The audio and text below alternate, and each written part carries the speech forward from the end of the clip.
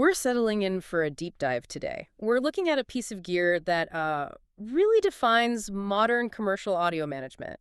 It's the DBX1261, the 12 by 6 digital zone processor from Harman. That's right.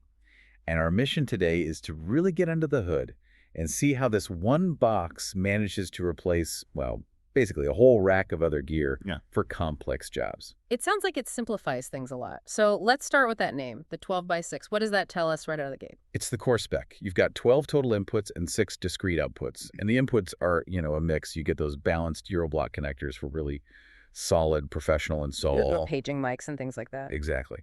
But you also get standard RCA for, say, a CD player and even a digital SPDI input. Then all that can be routed to 6 analog outputs. That mix of pro and consumer connectors tells you everything. It's built for reliability and flexibility. Okay, that input flexibility is huge. But in commercial spaces, you need more than just inputs. You need some sophisticated tools just to make a simple announcement without, a disaster. Right. And instead of needing 5 separate black boxes for that, the 1261 puts the processing right on the mic input path. So what are we talking about specifically? Well, it's all about making the system foolproof. You get selectable tools like gating, which just cuts out background noise when no one's talking. Then de-essing to clean up those harsh S sounds. You get compression and auto gain control to keep the volume level consistent. So even if the person speaking moves away from the mic a bit? It compensates. But the really fascinating part here is the inclusion of advanced feedback suppression, the AFS, right at the input. That's what stops those horrible show-stopping screeches. So the days of an untrained staff member accidentally creating a catastrophic feedback loop are just over. The processor itself handles it. Pretty much. And once that signal is all cleaned up, the routing module takes over.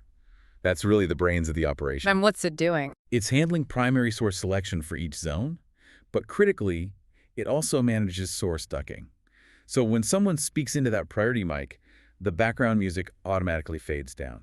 No one has to touch a fader. I see. That's a huge deal for efficiency. And I assume safety too. Absolutely. That ties into the priority override functions. It's what replaces all that old complex wiring. Okay, so we've covered the management, the failure prevention. But what about the sound quality? How does the 1261 make sure the music actually sounds good, especially when it's turned down low? That's a great question, and it brings us to the output stage and some of the signature sound tools. The standout feature is called auto warmth. Auto warmth? Yep. It's a patent-pending function. They co-developed it with JBL, and it dynamically adds this natural low-frequency extension, this warmth, at any volume level. So the bass doesn't just disappear when you turn the music down during, say, dinner service. That's exactly it. It maintains a full, rich sound, which is so critical for ambiance. Okay, so the audio is warmed up. What happens right before it goes out to the amplifiers? Then you get a whole optimization toolkit for each of the 6 outputs. You have a full EQ, bandpass, and crossover filters to manage different speaker types. Right. And, crucially, limiting, which protects your speakers from any damaging signal peaks. And then delay. For time alignment across different zones? Precisely.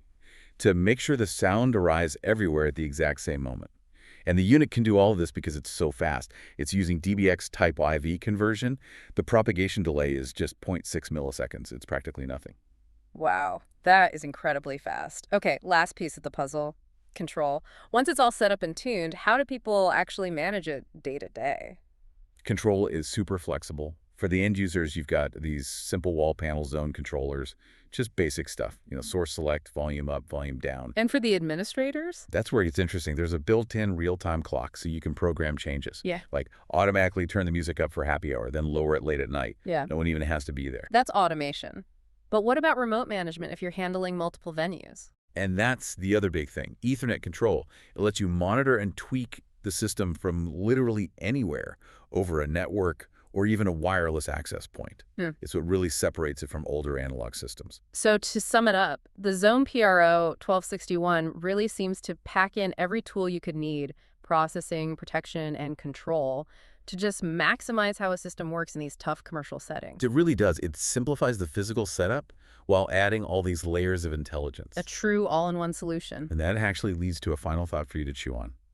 Given the power of features like auto warmth and advanced processing like the limiting that protects speakers, how does this level of digital intelligence fundamentally change the physical requirements and maybe even the cost of the actual speakers you need for big commercial installation?